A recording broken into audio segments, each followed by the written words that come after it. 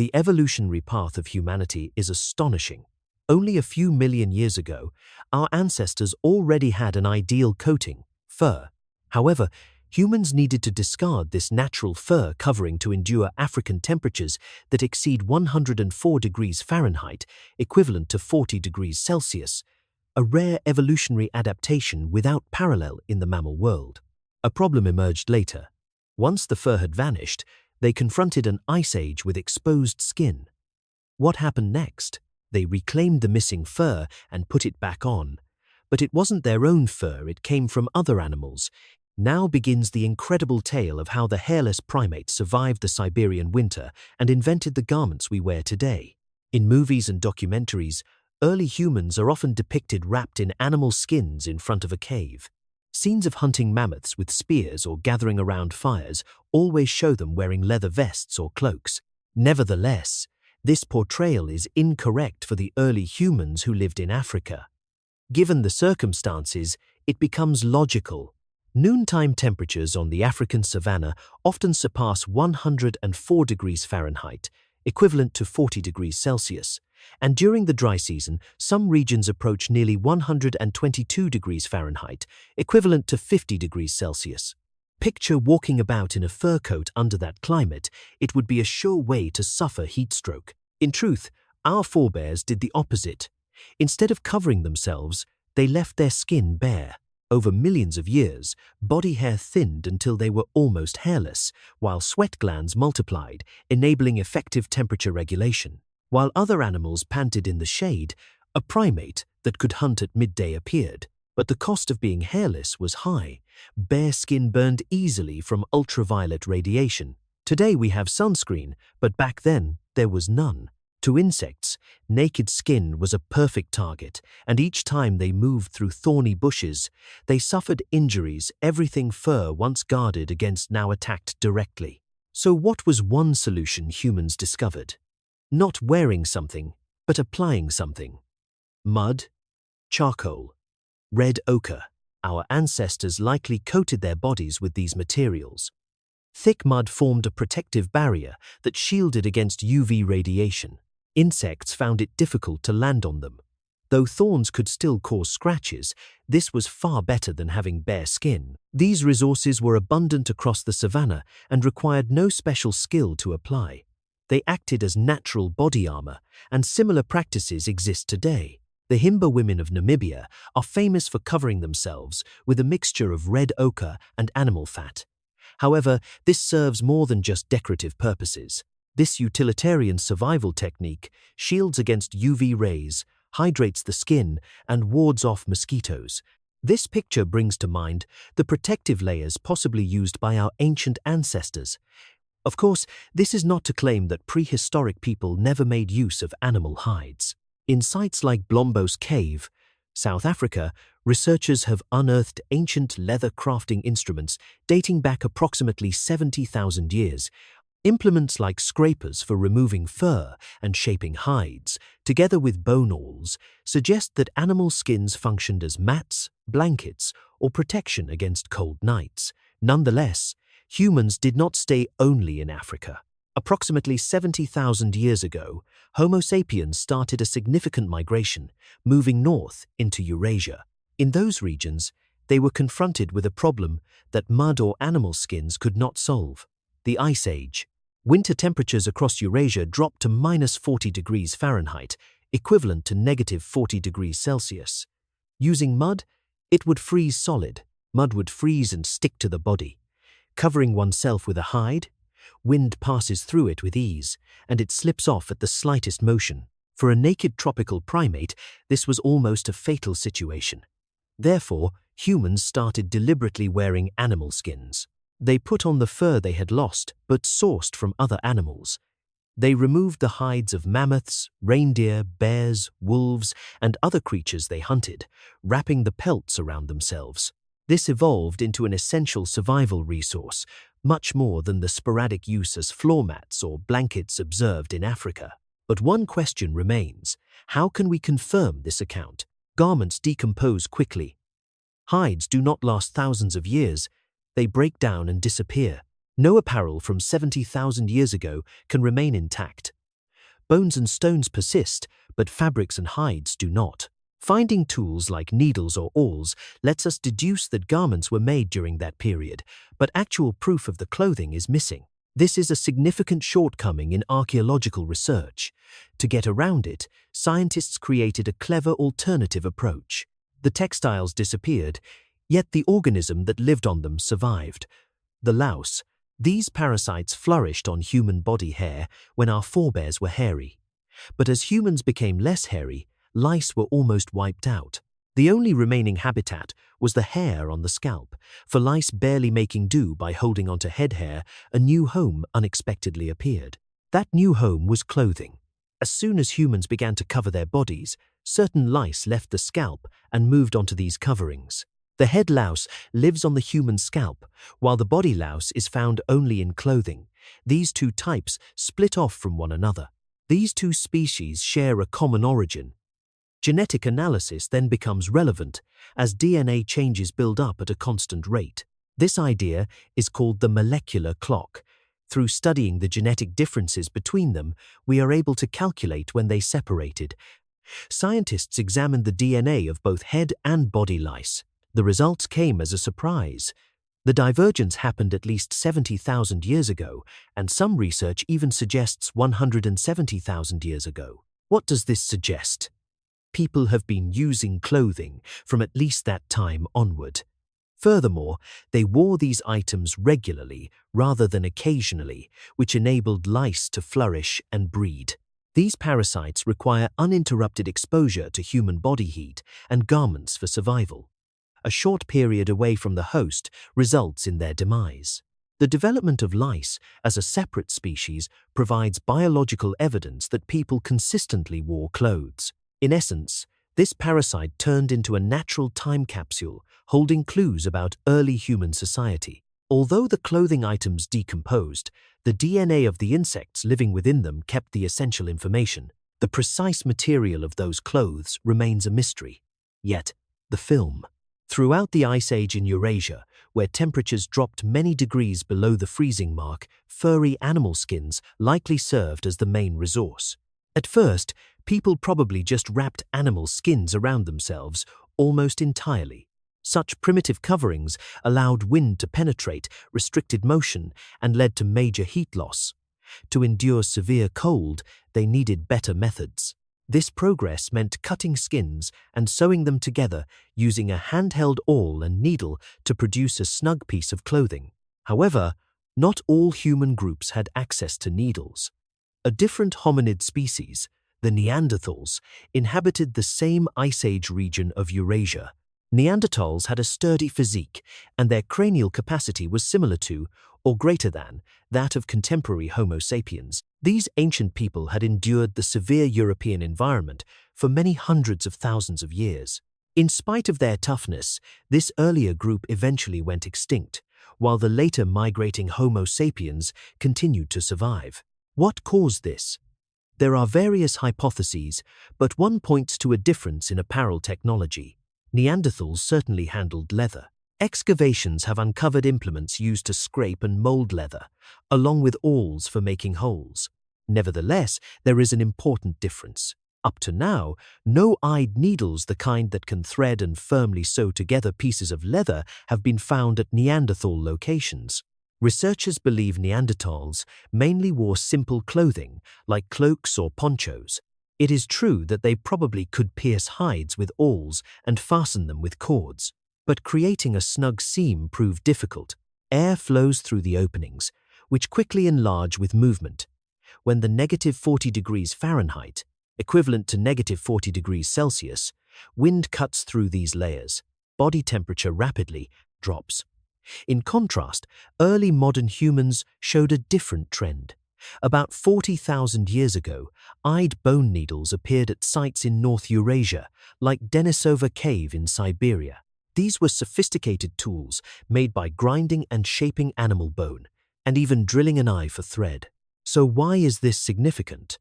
With a needle, one can cut leather and connect sections with no openings, making the sleeves, body, and legs individually, and sewing them together produces clothing that fits the body perfectly. Close-fitting clothes are not just comfortable, They form an insulating air layer between skin and cloth.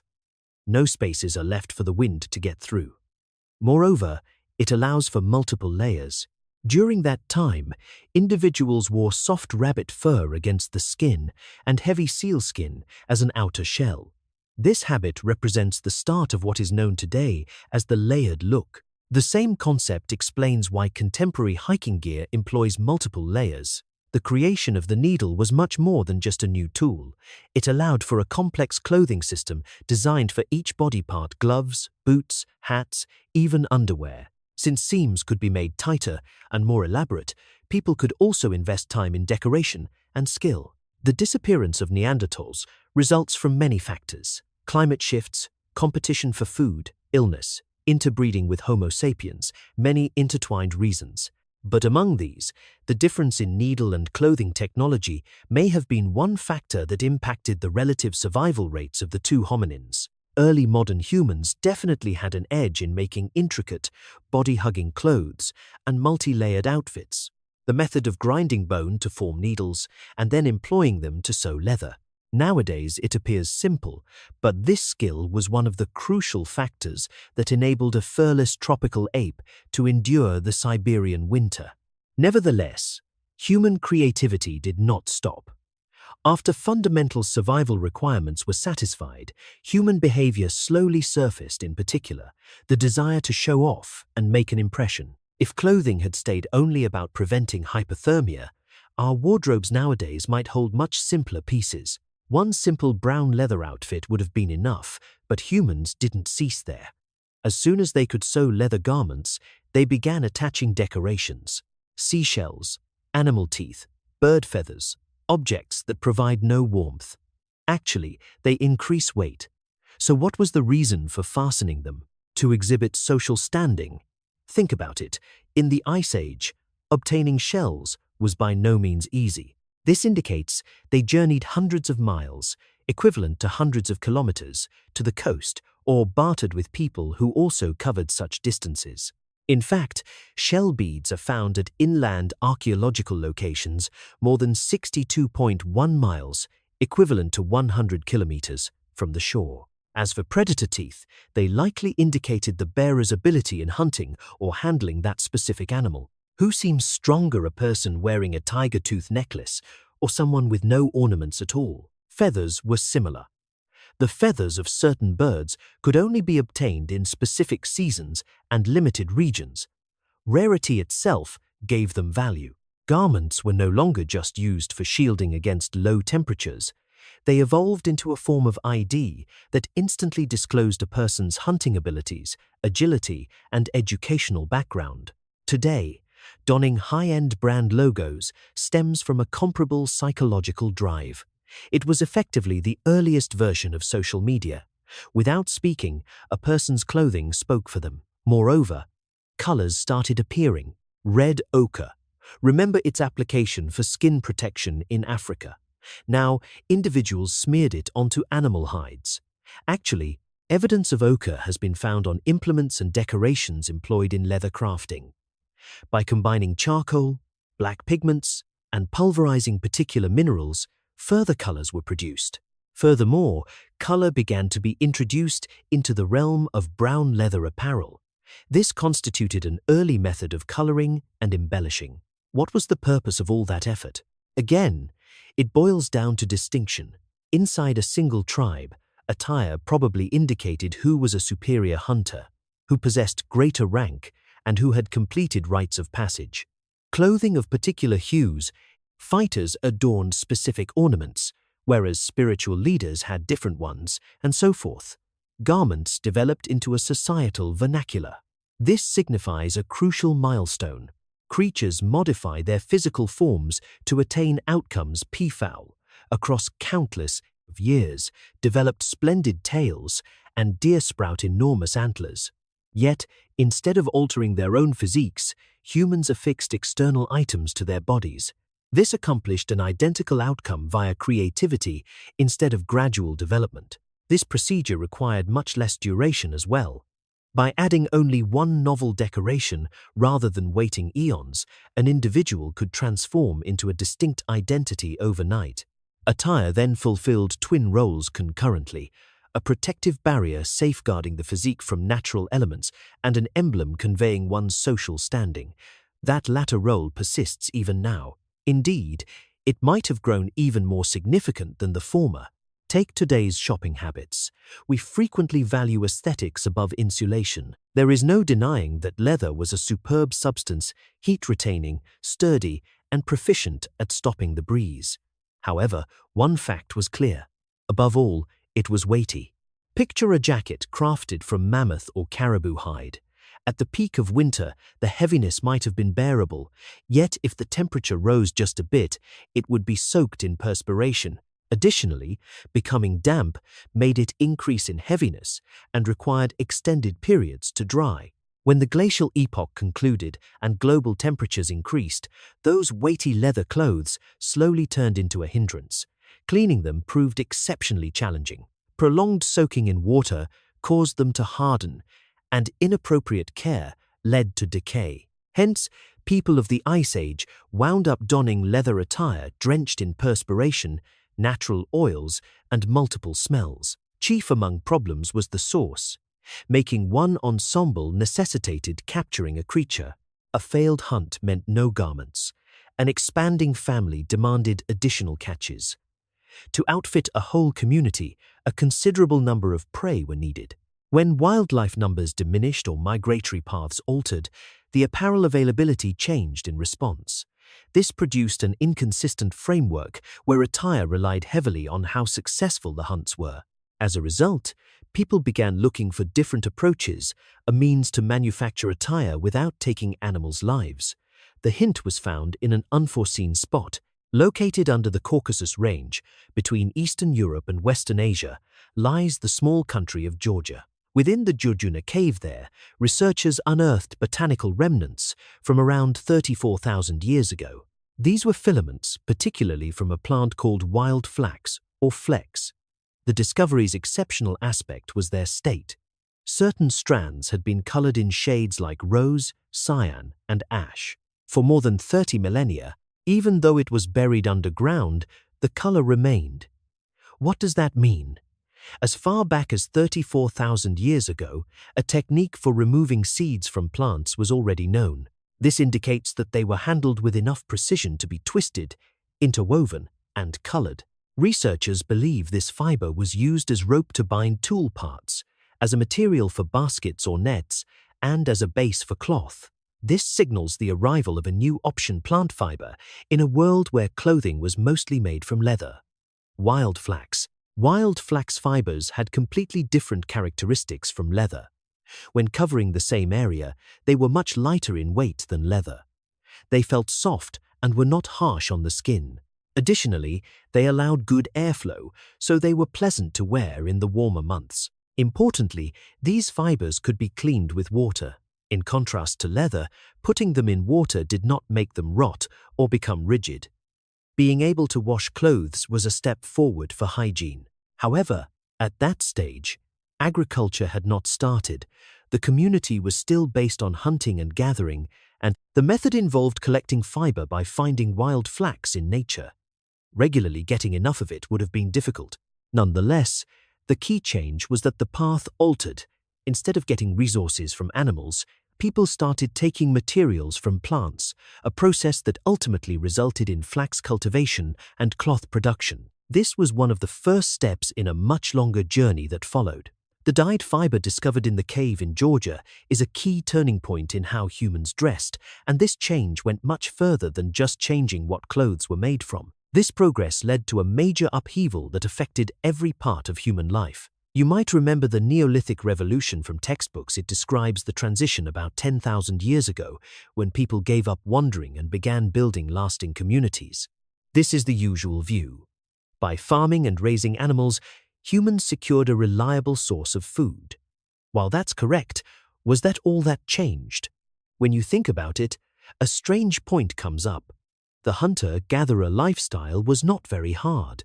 Research shows that those who foraged could get enough food by working only 4 to 5 hours each day on average, while the first farmers had to labor hunched over in their fields from morning until night.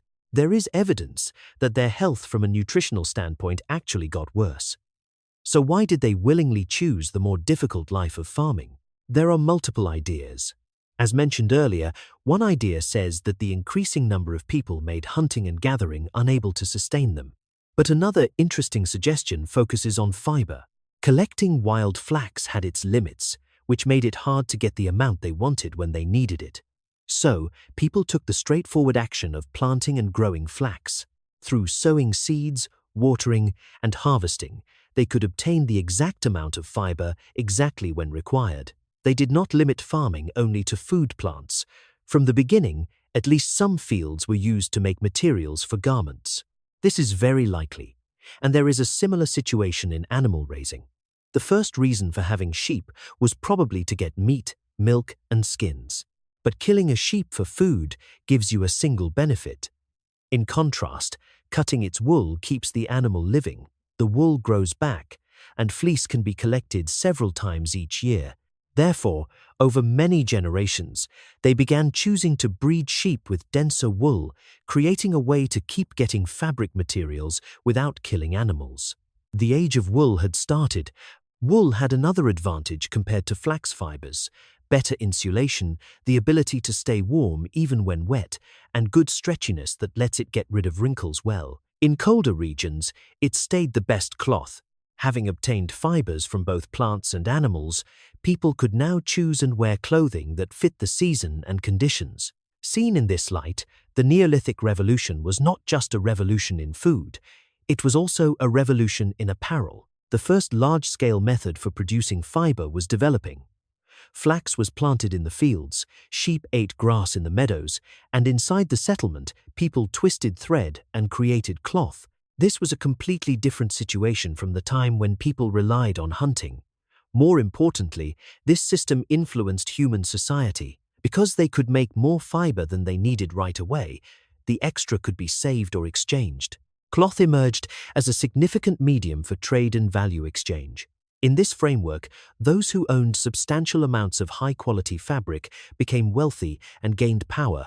Fiber moved beyond being just a basic requirement and became essential to the economy, cementing its role as a foundation. Food undoubtedly drove the core changes: settling down, agriculture, and taming animals, but the desire for a steady supply of cloth likely also contributed significantly. In fact, fibers and clothing were a vital part of the Neolithic Revolution. With fiber now obtainable, flax stems flourished in fields and wool piled up in pastures. Yet fiber alone does not make clothing. It's only a thin, elongated strand. How can this be turned into apparel? Leather could be cut and sewn easily, but thread demanded a different method. A single strand of thread is not enough by itself, so people began intertwining threads via weaving. At first, they probably wove by hand directly, a method similar to basket weaving, overlapping, pulling, and overlapping threads repeatedly. However, this technique consumed too much time. Weaving fabric by interlacing each thread between fingers might take days to produce a piece the size of a bottle. Crafting a single garment could take months, which prompted the creation of the loom. The exact time of the loom's invention is unknown, but Neolithic sites have yielded items thought to be looms or their parts.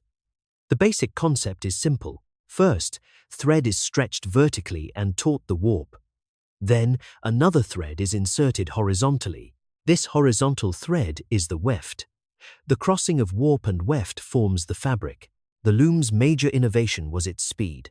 Using a mechanism that lifts and lowers all warp threads at once, the weft can be passed through in a single motion. Hand-weaving each thread individually is far slower than this approach. A skilled weaver could produce tens of yards, equivalent to tens of meters, or more of cloth each day, launching the era of mass production. This was much more than a simple technological advance. The loom revolutionized all of human society. First, specialized jobs appeared: farmers, herders, and weavers. Thus, the division of labor began. Society transitioned from everyone doing all tasks to people focusing on their strengths and exchanging with others. The tighter, more even, and more beautiful the weave, the higher its value. In ancient Egypt, hundreds of square yards, equivalent to hundreds of square meters, of fine linen were used to wrap mummies, while in Mesopotamia, wool cloth served as a key trade item and a means of paying taxes. Communities able to produce abundant, high-quality material became wealthy, and that wealth quickly turned into political power. Sitting at a loom and interlacing threads was not mere manual labor. Designing patterns, mixing colors, and engraving decorations, this too was akin to a kind of programming. During the 1800s, Zizore, Ken di Bay, that Ies, I Bay. It could be argued that the earliest form of coding occurred right at the loom. Once animal skins ceased to be the predominant material for garments, textiles became the main substance. People evolved into fabric producers who, through loom operation, spun thread into a completely new material called cloth. Garments came to symbolize the whole of civilization. All organisms on this planet are at the mercy of their surroundings. When the climate changes, there are merely two options: adjust or confront extinction. Natural adaptation is a very brutal process. Across tens of millions of years, those with short hair died from freezing temperatures, while a handful of individuals who happened to be born with longer hair due to random mutations survived and had to continuously procreate. It is only via the loss of countless lives that a species can ultimately develop a body suited to its environment. That is nature's relentless and uncompromising evolutionary decree. However, humans entirely overturned this harsh survival contest. When the Ice Age came, we did not tremble and await genetic mutations over hundreds of thousands of years. Instead, we covered ourselves with the pelts of other creatures. When temperatures increased, we preferred to apply mud rather than develop new skin adjustments. When the surroundings changed, rather than altering our own bodies, we took a daring and unorthodox approach, enveloping ourselves in outer layers. In retrospect, this was ecology's greatest act of defiance, essentially kicking away the evolutionary ladder. Whereas all other living beings painfully modify their shapes to comply with nature's design, only the hairless primate proclaimed, "I refuse to change my physique. Rather, I will reshape my environment to fit my desires." The result of that proud and glorious rebellion is exactly the garment you are wearing right now. Think about how remarkable this is relative to other animals. For a polar bear to survive the blazing Sahara Desert, it would need hundreds of thousands of years of evolutionary transformation. Most likely it would disappear entirely long before then. Likewise, if you put a desert camel in Siberia, it would die from the cold in the same way. But we are dissimilar. If we were suddenly deposited in a desert, we could just take off our insulated coat and put on an airy linen shirt. If traveling to Siberia the following day, then we put the coat back on and endure. The survival problem that nature solves only via millions of years and countless lives sacrificed, humans resolve in 10 minutes every morning in front of the closet. So, garments are humanity's secondary epidermis. The initial skin provided by Mother Nature upon birth cannot be changed freely. Yet this second skin, our own invention, can be exchanged each day to fit the climate and our requirements. Naturally, the creative force that breaks the established limits of existence and expands one's identity without limit, that is what clothing granted to humankind. This morning, take a second look at the shirt and pants you casually took from your closet. Inside those clothes, it is not simply thread and fabric intertwined. The desperation of the hairless primate who smeared himself with mud 70,000 years ago, the resilience of those who took and wore other creatures' hides to withstand Ice Age storms, the cleverness of innovators who carved bone needles, and the chilling stories of civilization's loom weavers all inhabit every strand of that material, with a naked body that, owing to those tough ancestors who survived that harsh ice age, we are now able to wear warm apparel and watch this video comfortably. Splendid survivors who carry their genes, please verify that you are alive and doing well by subscribing and hitting the like button below.